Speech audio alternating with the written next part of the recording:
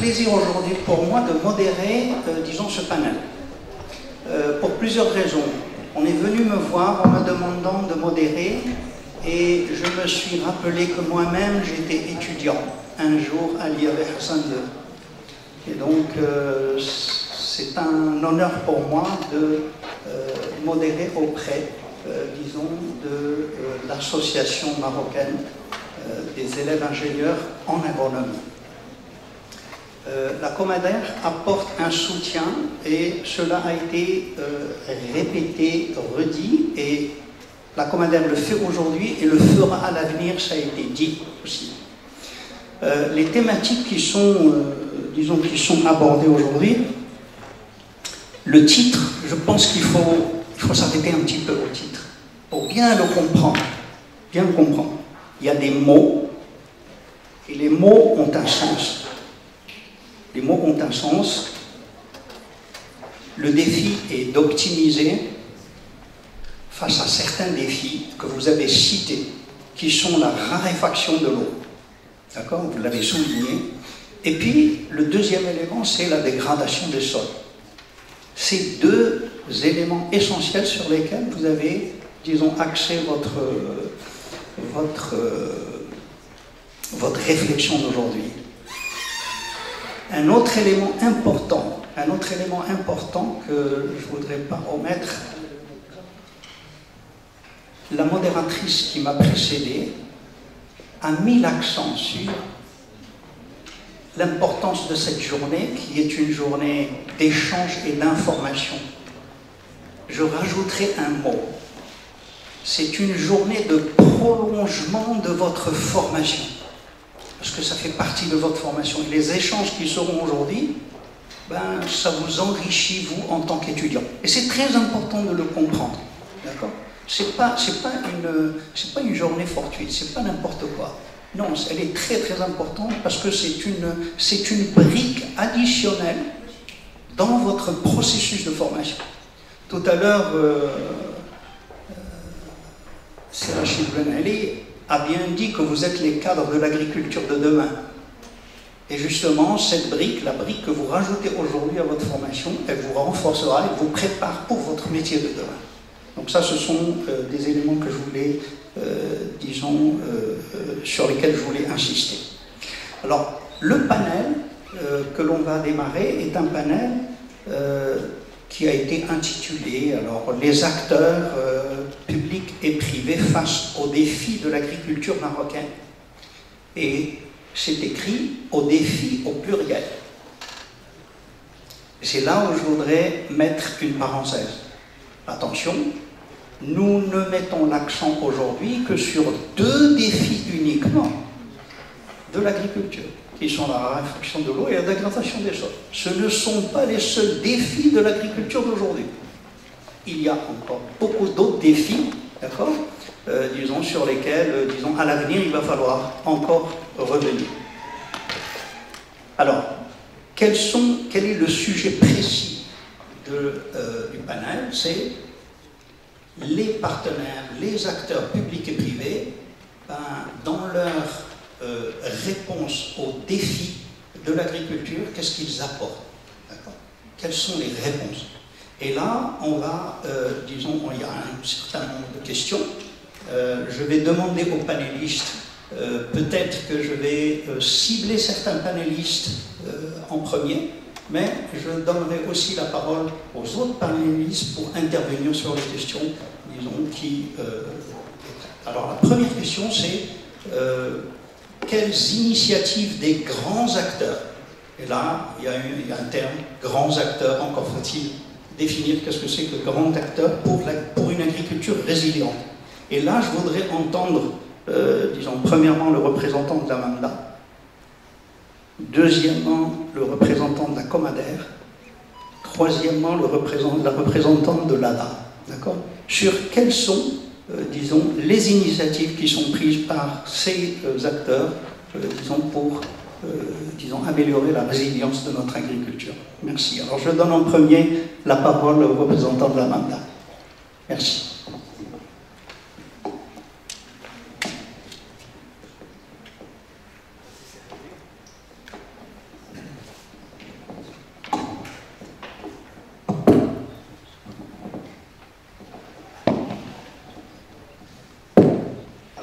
Merci Serhandi pour cette question pertinente.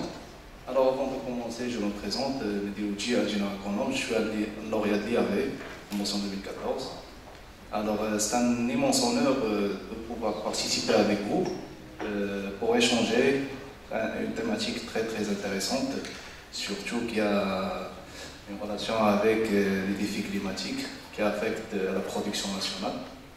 Alors, concernant l'intervention de l'Amanda pour faire face à ces aléas climatiques depuis une vingtaine d'années, donc maintenant on a mis sur le marché une panoplie de produits qui couvrent les agriculteurs contre les aléas et les changements climatiques. Alors, tels que la multirisque climatique céréales, légumineuses et cultures oléagineuses, qui a assuré une panoplie de risques tels que le risque de sécheresse, la grêle, le gel, les vents violents, les vents de sable et les excès d'eau. Alors, c'est un produit qui a été conçu pour couvrir l'ensemble du Maroc. Alors, la conception du produit a été basée sur la répartition des communes territoriales. Alors, en fonction du rendement moyen de chaque commune. Alors, en fait, on a réparti le royaume sur 3 zones. Alors, il y a des zones fortement défavorables, moyennement favorables et des zones favorables selon la moyenne de production par culture. Alors, ce produit a été subventionné, il est toujours subventionné par l'État au niveau des cotisations. Alors, la subvention atteint jusqu'au 90% de la cotisation, donc l'agriculteur ne paie que 10% et il est couvert contre ces risques. Lorsque l'année agricole est déficitaire, elle sera indemnisée selon le taux de perte. Alors, une campagne d'expertise se fait chaque année en concertation avec les institutions étatiques pour pouvoir déterminer le taux de perte. Là, on parle d'un produit qui couvre les grandes cultures. Alors, cette année, c'est une année exceptionnelle parce que, comme vous le savez, alors, durant les 15 ou 16 dernières années, on a eu une sinistralité assez forte dans ce produit. Du coup, l'État cette année a mis en place un programme de garantie. Ce n'est pas un produit d'assurance, c'est un programme de garantie qui couvre et soutient les agriculteurs qui ont une forte sinistralité. Donc, une partie des communes qui a été bénéficiaire du produit d'assurance que je viens de présenter a été basculée vers un programme de garantie. C'est quoi la différence? Le programme de garantie, nous, on ne fait que gérer pour le compte de l'État. C'est-à-dire, les subventions, l'État subventionne les cotisations, y compris les indemnisations. C'est l'État qui indemnise. Une enveloppe budgétaire est mise à la disposition des agriculteurs en cas de déficit. Alors là, concernant les grandes cultures. Lorsqu'on parle des cultures arboricoles et maraîchères, on a mis sur le marché un produit qui s'appelle l'assurance grêle. Ce produit ne couvre que le risque de grêle, mais il couvre les pertes quantitatives, y compris les pertes qualitatives. En cas de perte, chaque assuré va être indemnisé selon le taux de perte. Alors, il y a un autre programme de garantie qu'on gère pour le compte de l'État, c'est la multirisque climatique arboriculture fruitière, qui assure les différentes productions arboricoles, telles que les agrumes, l'olivier, les rosacées, contre 6 aléas climatiques. La sécheresse, l'excès d'eau, le gel, les grêles, vents violents et vents de sable. Alors là, elle ne couvre que les charges de production. Il y a des capitaux, des plafonds de garantie par culture et par hectare. Elle ne couvre pas les rendements. Les pertes en termes de rendement, on ne la couvre pas. On la couvre juste au niveau de l'assurance. Donc, ce sont les 4 produits qu'on a mis sur le marché et qui sont très intéressants pour faire face aux aléas climatiques. Et je reste à votre disposition pour d'autres questions. Merci. Merci beaucoup, Silmadi. Merci beaucoup, Silmadi, pour ces précisions. Alors, l'Amanda a une longue expérience avec le ministère de l'Agriculture concernant la couverture, disons, des risques climatiques. Et j'attire l'attention sur ce qui a été dit. Il y a eu un basculement cette année de l'assurance sécheresse vers une garantie. Je rappelle qu'autrefois, au tout démarrage de l'assurance, c'était une garantie aussi. Donc on est passé à l'assurance, et puis devant ces aléas, d'accord, qui se sont multipliés ces dernières années, on est en train de rebasculer vers une garantie avec, disons, un appui de l'État, conséquent. Il est très important pour les étudiants de comprendre qu'une compagnie d'assurance, elle a aussi une compagnie qui la réassure. D'accord ?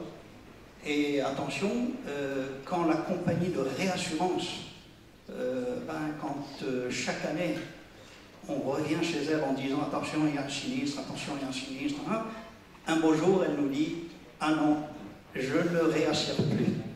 Et donc là, je pense que c'était l'origine du basculement vers, disons, le régime de garantie. C'est très important de comprendre ces cheminements pour votre formation. Un autre élément qui est important pour votre formation, c'est que Silmeli a dit au tout début de son intervention, c'est qu'il travaille en fonction des communes territoriales. Et vous connaissez que notre agriculture elle est très disparate d'une région à l'autre. Et au sein d'une même région, on peut avoir de très grandes disparités entre les communes territoriales. Et donc, c'est très important, l'assurance aussi, elle fait ceci pour... Alors, sans trop tarder, je voudrais, disons, interpeller le représentant de la Comader pour voir un petit peu les actions qui sont portées par la Comader. Bonjour, merci Sahindi. Tout d'abord, je tiens à remercier le comité d'organisation et vous féliciter du choix de la thématique. Je me présente, Zakaria Hermi, directeur de la Comader. La Comader, c'est l'association qui fédère les 19 interprofessions agricoles. Donc, chaque interprofession, c'est une fédération qui regroupe les acteurs d'une filière de l'amont à l'aval selon la chaîne de valeur. Donc, si vous voulez, c'est la CGM du monde agricole. Donc, on représente les professionnels et les agriculteurs, c'est-à-dire on parle des opérateurs, aussi de l'agroalimentaire, etc. Donc, revenons à ce que vous avez dit, c'est Hindi, effectivement, les défis sont nombreux. Il n'y a pas que l'eau et la dégradation des sols, la rareté de l'eau. Il y a beaucoup de défis que nos agriculteurs et nos professionnels subissent, mais la crise du déficit hydrique qui a aggravé la situation. On a des problèmes d'accès au marché, le problème des intrants, le problème des coûts de production, de la main-d'œuvre qualifiée, etc. Il y a énormément de défis et, au niveau de la commercialisation, etc. Donc, si vous voulez qu'on reste uniquement sur les deux axes, c'est bien dit que c'est des acteurs publics et privés. Donc, je pense, si vous permettez, on revient un peu à l'histoire. Donc, avant cette sécheresse sévère des 7 dernières années, si on revient depuis le plan Maroc vert, début de l'avènement du plan Maroc vert, il y avait beaucoup de leviers, il y a de transformation, enfin de la vision, où il y a une nouvelle vision du secteur avec un agriculteur comme moteur de développement économique et social. Le pays décliné en plan Maroc vert 2008-2020, et puis la stratégie, comme vous le savez, Génération Green 2020-2030. Donc, les principaux leviers, les canaux réellement, il ne faut pas nier qu'il y a un effort que le gouvernement, l'État marocain, surtout au niveau des financements, donc un levier, l'accroissement des investissements agricoles qui a drainé énormément d'investissements privés. Donc, bien entendu, avec l'appui du Fonds de développement agricole, aussi au niveau de la réforme du dispositif de la gouvernance du secteur, et je parle pas uniquement de tout ce qui est restructuration des départements, mais le point qui nous intéresse, c'est l'organisation professionnelle. Et c'est dans ce point qu'il y a 19 fédérations interprofessionnelles qui ont été organisées, renforcées et constituent l'interlocuteur unique et représentant de leur filière vis-à-vis de l'État ou des pouvoirs publics pour la mise en œuvre les contrats-programmes. Comme ça, 19 contrats-programmes ont été signés. Aussi, au niveau de la valorisation, il y a beaucoup d'efforts. L'infrastructure ou l'incitation à l'investissement dans l'agroalimentaire et l'agro-industrie. Aussi, il y a beaucoup de travail, d'ailleurs, heureusement, notre secteur est plus ou moins résilient malgré les difficultés qu'on a traversées. C'est qu'il y a beaucoup de leviers aussi pour faire de la durabilité du secteur une priorité. Là, le plan Maroc Vert, la génération green, on peut citer l'effort des TERF, la maîtrise de l'eau d'irrigation, soit les équipements de la parcelle en goutte à goutte, soit l'extension, le programme, le PUI, le programme d'extension d'irrigation, la réhabilitation de la PMH, et la mobilisation aussi, la mobilisation des eaux, comme dit, non conventionnelles, soit par dessalement d'eau de mer, ou bien l'effort du CAIF, le transfert entre bassins. La reconversion aussi des systèmes de culture, les cultures adaptées, résilientes, des programmes spécifiques aux zones fragiles, le programme de développement des parcours, le programme de développement des zones moyennes larganies, des zones de montagne, comme a dit notre ami aussi, la couverture des risques climatiques, etc. Mais ce que je tiens à préciser que la génération green, dans l'axe 4 du fondement 2, il a mis l'accent sur l'agriculture résiliente et éco-efficience. Donc on veut vraiment accélérer les chantiers de l'investissement dans l'efficacité hydrique et énergétique et la préservation bien sûr des sols et des systèmes de culture adaptés pour assurer la résilience et la durabilité.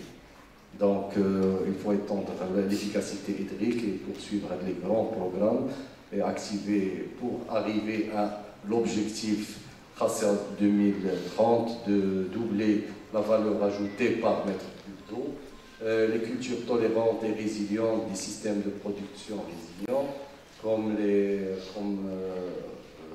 caroubier, l'olivier, le figuier, le grenadier, amandier, et pour aussi les cultures annuelles, l'orge, quinoa, etc. et d'autres plantes aromatiques et médicinales. Aussi, il y a un effort pour le semi-direct, le programme national de semi-direct, pour atteindre 1 million d'hectares en 2030. Et il y a un autre programme qu'on encourage et qu'on veut, c'est l'irrigation de compléments pour les céréales pour garantir un minimal et arriver à un stock stratégique de les céréales. Donc, demain le grand, on peut continuer après si vous voulez. Merci.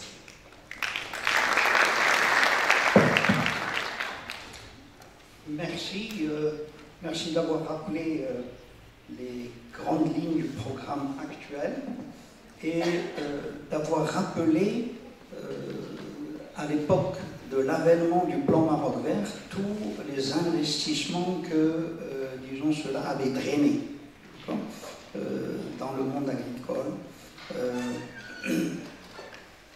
Il y a, vous avez vu comment on touche à la question de l'eau.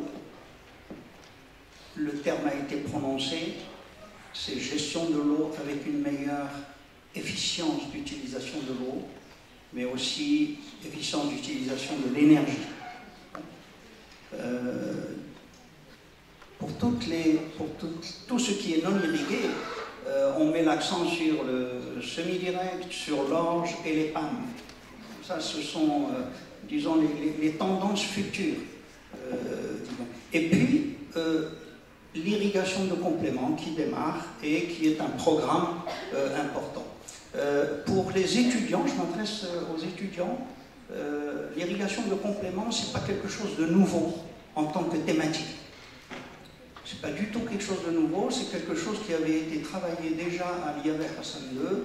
Le département d'agronomie et de production végétale avait travaillé sur un programme, disons, d'irrigation de complément.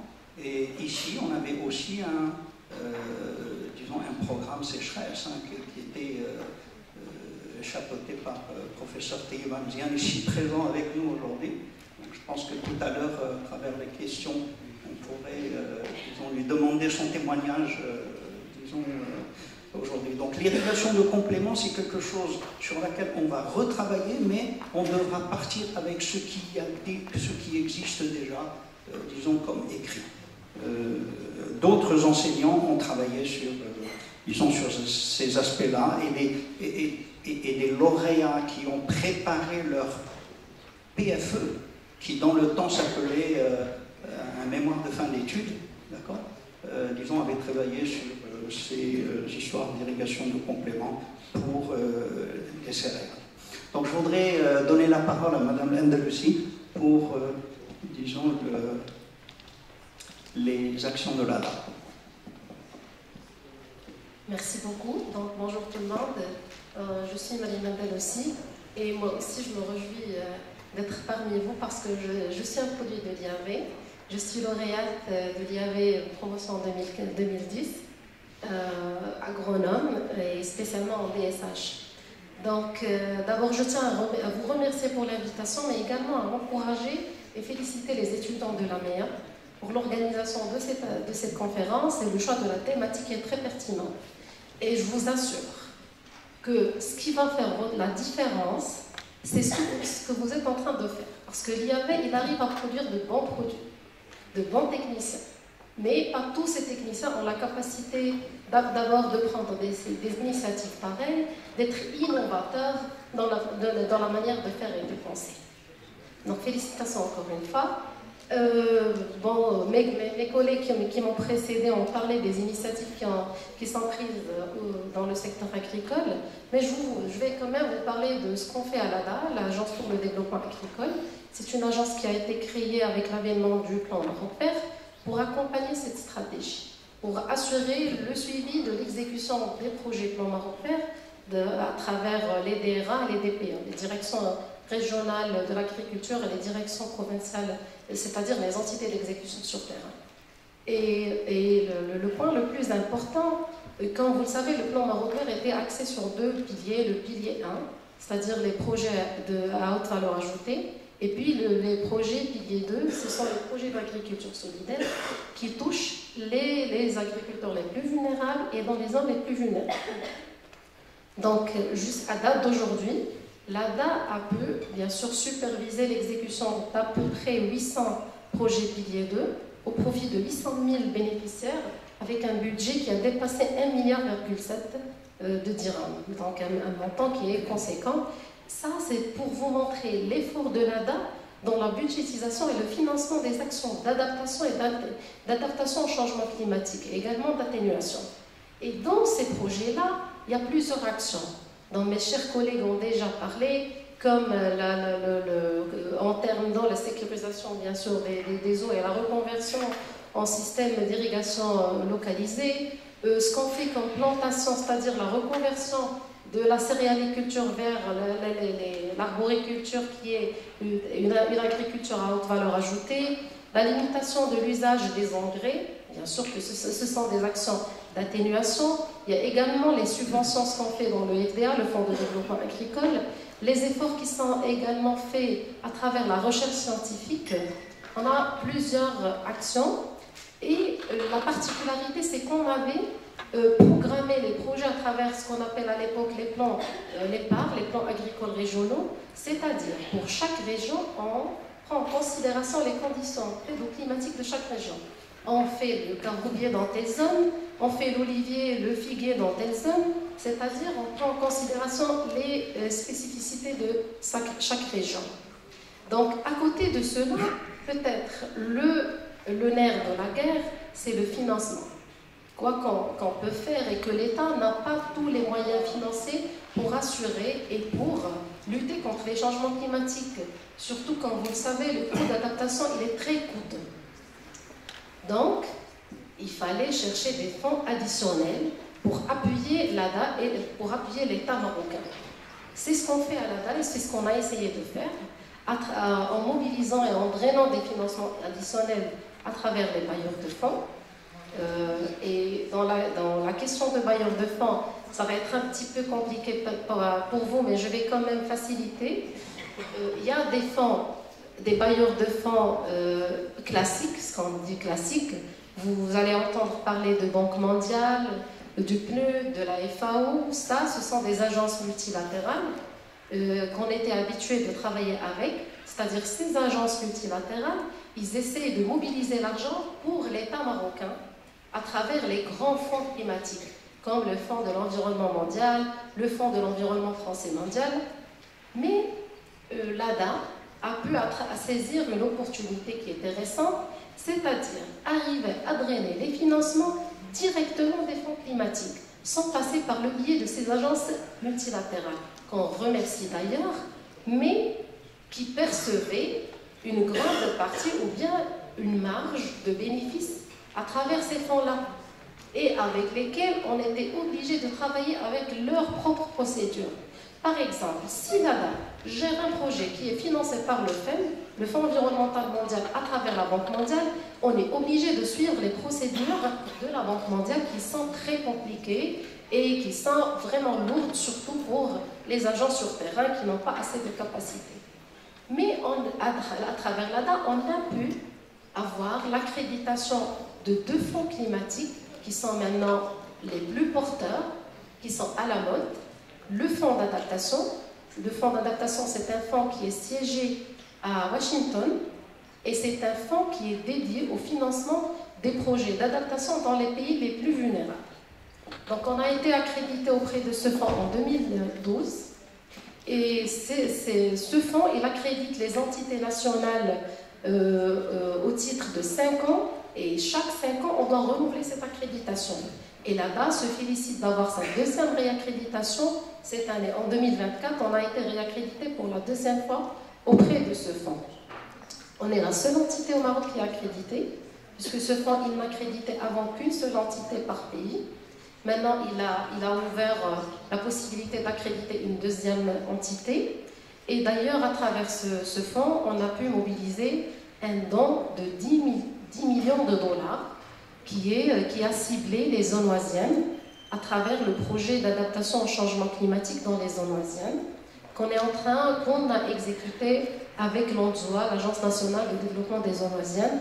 C'est un projet purement adaptation à travers des actions de réhabilitation et d'aménagement hydro-agricole, c'est-à-dire la réhabilitation et la construction des htara et des sagia, des actions génératrices de revenus pour les femmes et les jeunes des zones oisiennes, des actions de lutte contre l'ensablement, donc beaucoup d'actions.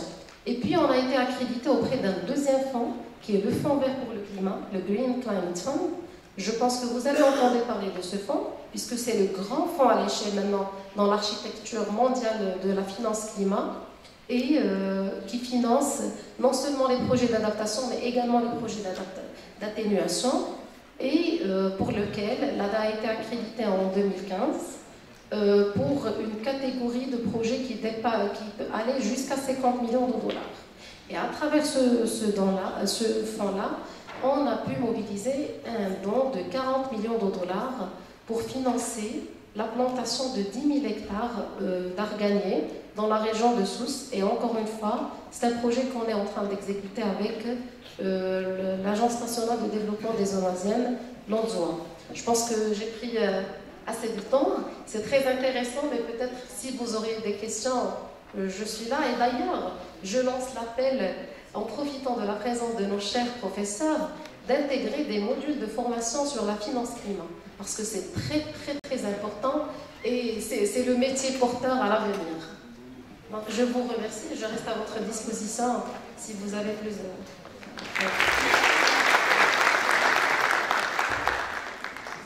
Merci beaucoup, Madame Andalousi. Merci beaucoup pour avoir relaté un petit peu les initiatives de l'ADA.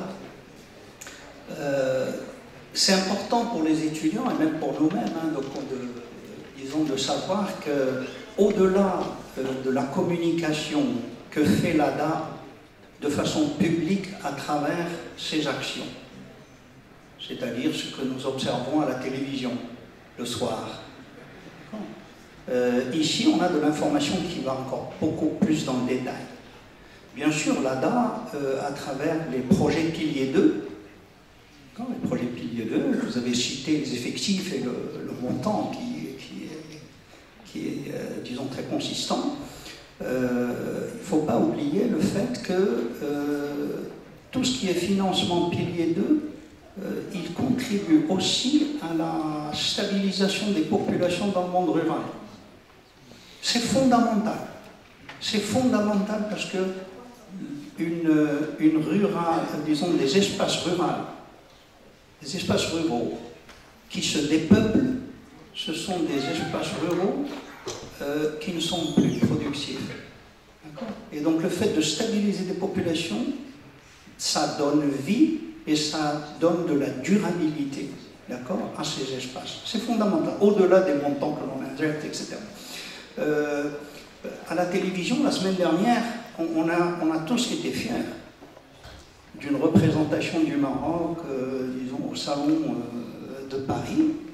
Et on peut se poser la question, qui a aidé toutes ces associations pour aller, disons, représenter le Maroc, disons, au Salon français? Là, bien sûr, c'est l'ADA avec toutes les coopératives féminines, c'est un petit peu le résultat aussi de toutes ces actions qui ont été financées. D'accord? Donc il faut comprendre que toute action, le résultat ou les résultats sont multiples et ils sont à attendre dans la durée. D'accord? Peut-être que quand on a commencé à investir, disons, sur le pilier 2, on n'avait pas conscience et on ne pensait pas qu'un jour on allait au Salon de Paris. D'accord? C'est fondamental. Le deuxième élément fondamental qui est important, qui a été très très bien explicité, je vous en remercie pour cela au nom des étudiants, c'est cette histoire d'aller chercher des fonds. Toute action, il nous faut des fonds. Et puis autrefois, il y avait des intermédiaires. D'accord? Les grands bailleurs ne nous prenaient pas au sérieux. Ils prenaient au sérieux un intermédiaire. D'accord? Mais on a pu se faire accréditer au niveau de 2 grands fonds, d'accord? Et, disons, c'est important. Alors, pourquoi c'est important de le comprendre en tant qu'étudiant? C'est aussi un travail qui vous attend demain, d'accord? Ce que vous êtes aujourd'hui en train d'apprendre sur les bancs de l'école, ce sont des aspects techniques, ce sont des aspects sociologiques, ce sont des aspects économiques, mais, disons, des journées comme celle-ci, des conférences comme celle-ci, vous ouvrent l'esprit sur, disons, tout l'éventail de travail qui sera le vôtre, disons, à l'avenir. Je vous invite, je pense qu'on a fait, disons, un tour d'horizon disons, des initiatives, disons, de la part des acteurs. Et je voudrais changer de thématique et parler de la question de la gestion de la restauration des sols. Restauration des sols, et puis les pratiques durables face aux défis climatiques. Et ça, là, on descend, c'est les pratiques, hein, on descend d'un niveau, on passe à l'opérationnel, d'accord? Et puis, je voudrais inviter Myriam en premier, et puis peut-être aussi la Comadère encore, puisqu'elle représente, disons, les agriculteurs, les professionnels, pour parler beaucoup plus des pratiques, d'accord, qui sont en même si, disons, certaines pratiques ont déjà été citées, comme le semi-direct, d'accord, mais il y a beaucoup d'autres pratiques. La Comadère a l'avantage, disons, de toucher à l'ensemble des filières, d'accord.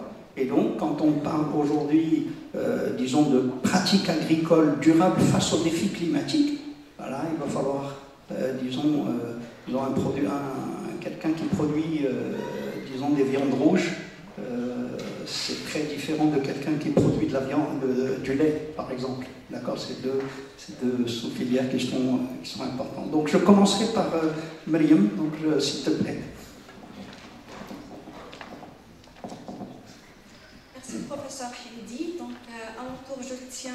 remercier le comité d'organisation pour cette occasion d'échanger. Je remercie également mes collègues pour la richesse de ces échanges et aussi pour les recommandations.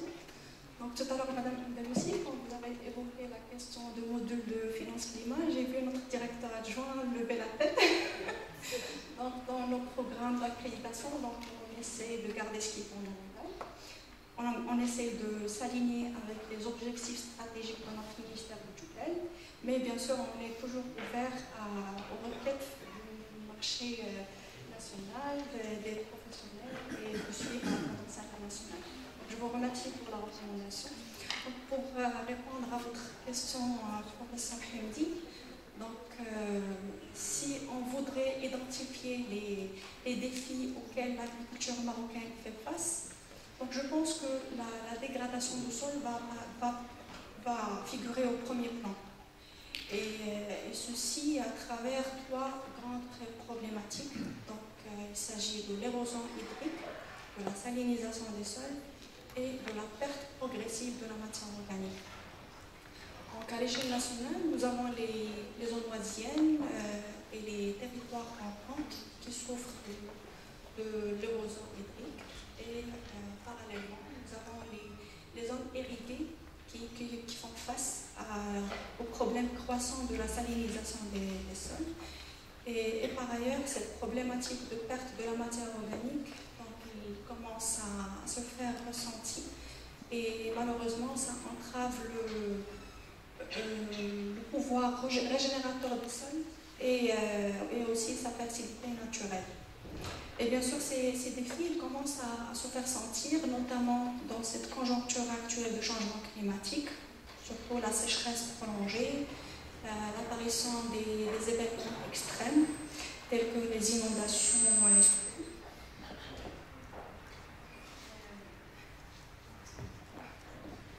ce qui entrave la capacité de notre système agricole à faire face à ces défis.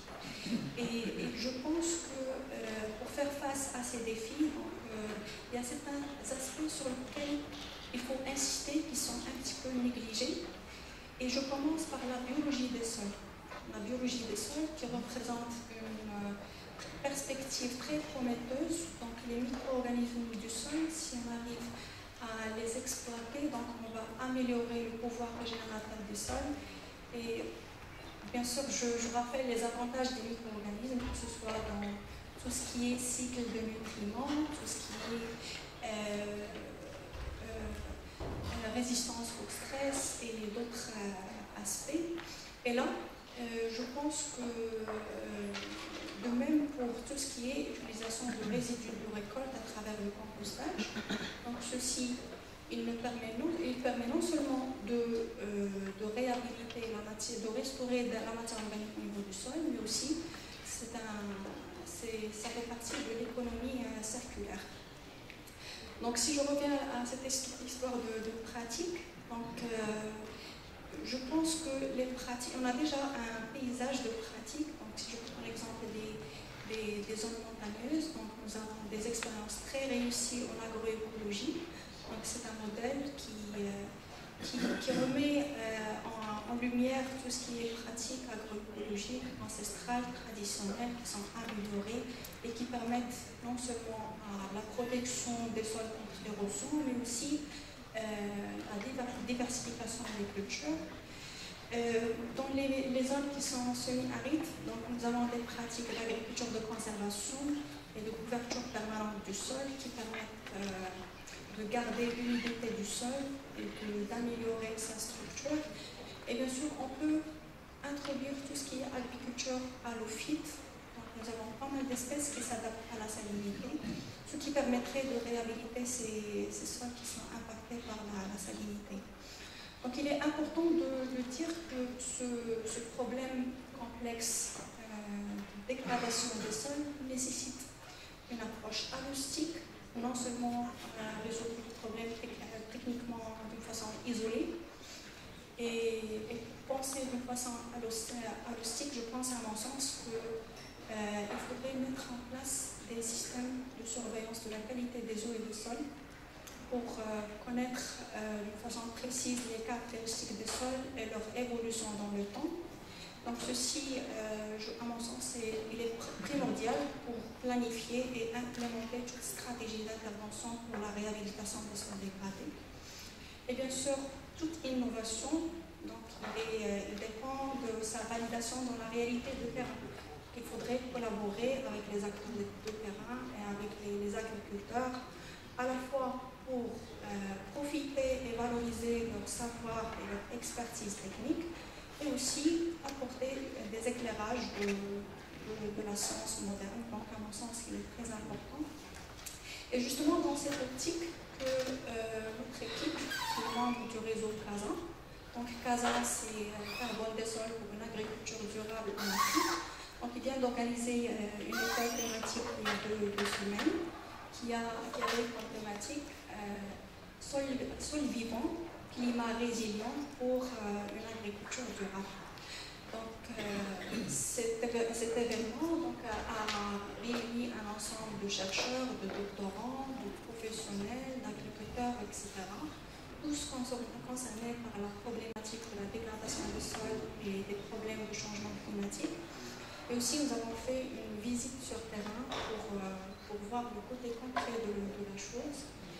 Et par ailleurs, nous avons aussi, en mois d'octobre, nous avons participé à la conférence 4000 pour marquer notre engagement dans la dynamique de séquestration du carbone des sols.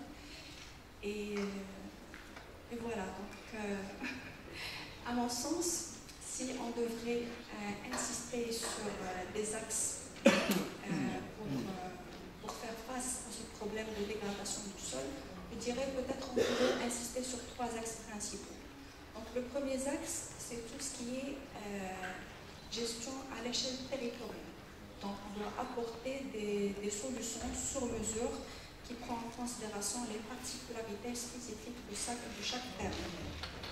Deuxièmement, c'est tout ce qui est valorisation des services écosystémiques fournis par le sol. Et ça, c'est très important parce que ça permet de reconnaître le rôle du sol dans tout ce qui est régulation des cycles géochimiques, dans tout ce qui est séquestration du carbone, bien sûr, plus de son rôle dans la production agricole. Et enfin, je voudrais insister sur la synergie entre la science, la politique et la pratique. Donc on doit quand même avoir une bonne transformation de la connaissance en des pratiques réelles sur terre. Voilà, je vous remercie.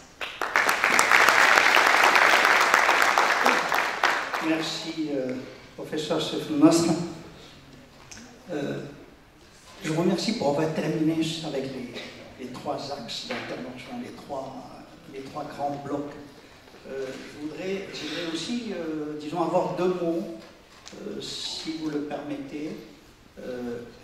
Ça, c'est l'approche académique, l'approche du chercheur, l'approche de la prise.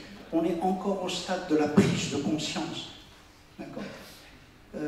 Selon vous, que nous faudrait-il pour aller au-delà et aller vers une diffusion, une adoption des pratiques? Que faudrait-il faire?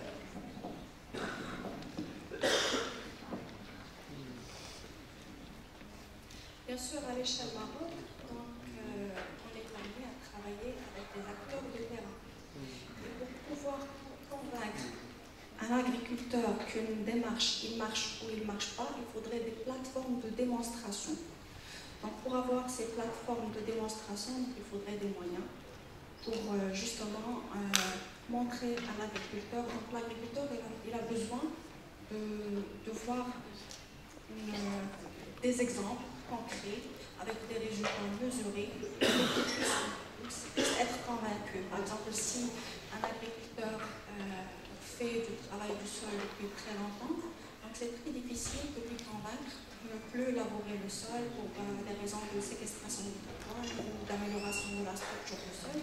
Donc c'est vrai, ça va prendre du temps, mais je dirais c'est complexe, mais c'est pas insurmontable. Bien sûr, on va y arriver un jour. Merci, je vous ai interpellé sur cela parce que nous avons avec nous le représentant de la Comader et nous avons certains représentants du ministère. C'est dommage qu'aujourd'hui les représentants de l'ONCA ne soient pas avec nous parce que c'est quelque chose qui est à reprendre immédiatement dans des programmes. Je voudrais vous donner la parole. C'est Sérénité. Effectivement, donc, la problématique de dégradation des sols, c'est un phénomène, c'est pas comme la sécheresse ou bien les déficits hydriques, on le sent rapidement. Mais la dégradation du sol, c'est à moyen terme.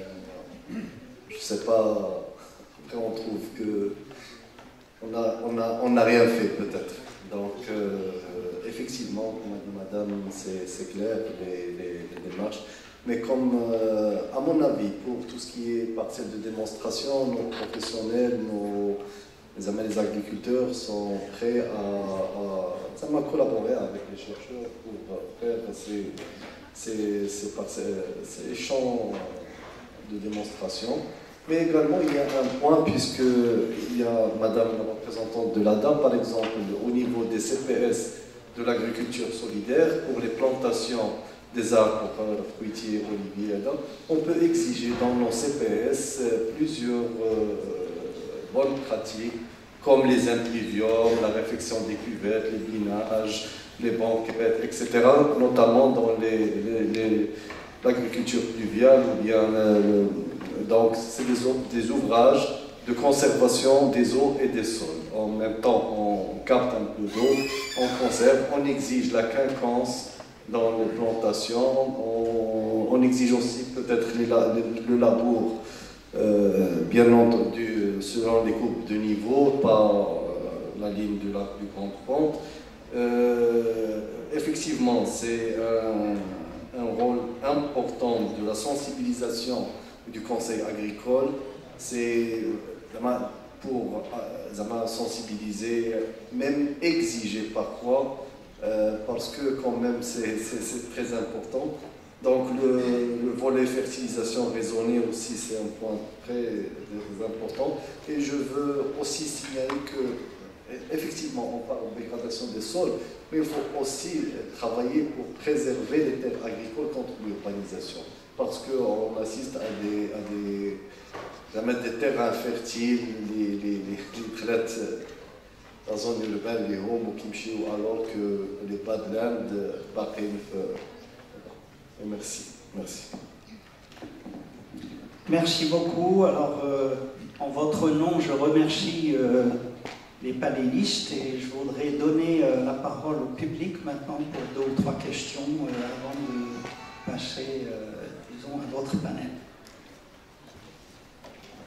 Merci beaucoup, Bouaziz Ahmed, ex-enseignant ou la professeure d'agronomie à l'IAV Hassan II. Moi, je voudrais apporter un petit complément par rapport à ce que le professeur Seyfouddine avait dit en ce qui concerne la conservation des sols.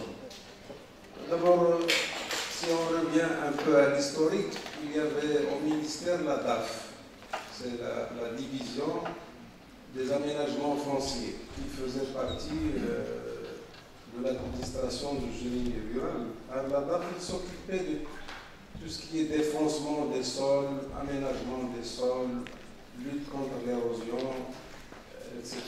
Qu'elle soit hydrique, éolienne. Alors, donc, il y avait des pratiques qui étaient financées et subventionnées dans le cadre du FDA, du ministère. Je ne sais pas si c'est encore le cas, parce que moi j'ai entendu dire que ce n'est plus d'actualité, le défoncement des sols et l'aménagement des sols et la lutte contre l'érosion. Il y a aussi un aspect de la conservation des sols qui a fait l'objet du programme agriculture fruitière, pour revenir à l'histoire.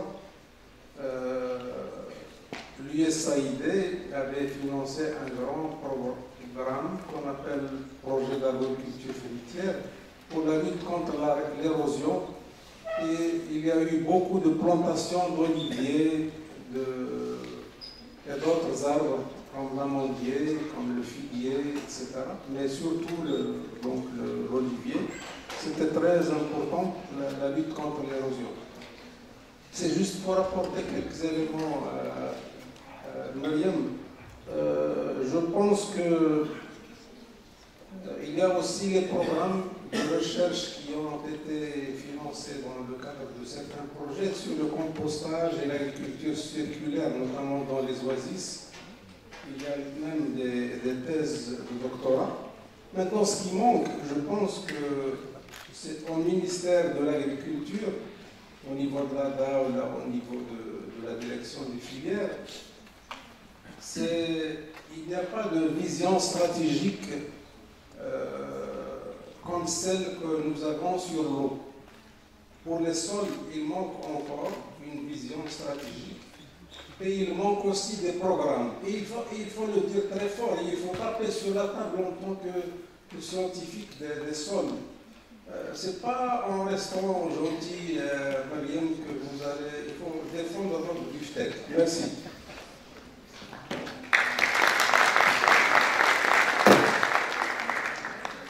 Merci, professeur Bouaziz, pour ce conseil, professeur Stéphane Massé. Mais je pense que c'est un message aussi à tous les étudiants futurs lauréats, futurs défendeurs du secteur de l'agriculture. Je pense que c'est quelque chose que vous devez garder, disons, dans votre conscience pour dans votre vie professionnelle. Je pense que nous arrivons, oui, peut-être une dernière intervention. C'est pas Rachid Herbouz, département des sciences humaines. C'est un complément par rapport à l'assurance agricole. Donc, on a dit Siménie, c'est-à-dire qu'avant, on avait 3 ans, c'est-à-dire la zone 1, la zone 2, la zone 3. Ça part du défavorable jusqu'au favorable. Donc maintenant, à cause des défis climatiques, du changement climatique, etc., 6 années, cette année de sécheresse, donc il y a le fonds de garantie. Donc le Maroc maintenant, il n'y a plus que 2 zones. Donc, le fonds de garantie, c'est les zones orientales, le sud, Marrakech aussi, et la version ancienne, c'est-à-dire mutualisme climatique céréales, donc le cancer de la zone de Stach et de voilà. C'est à peu près les mêmes règles. Par contre, l'indemnisation pour les fonds de garantie, donc l'indemnisation est diminuée. Donc c'est la cause, c'est un résultat de 6 années de sécheresse. Et maintenant, le fonds de garantie ne couvre que la sécheresse. Donc il ne couvre pas les autres aléas, les 6 aléas qui existaient avant. Et comme elle a dit, c'est inédit. Donc il y a aussi du multirisque agricole.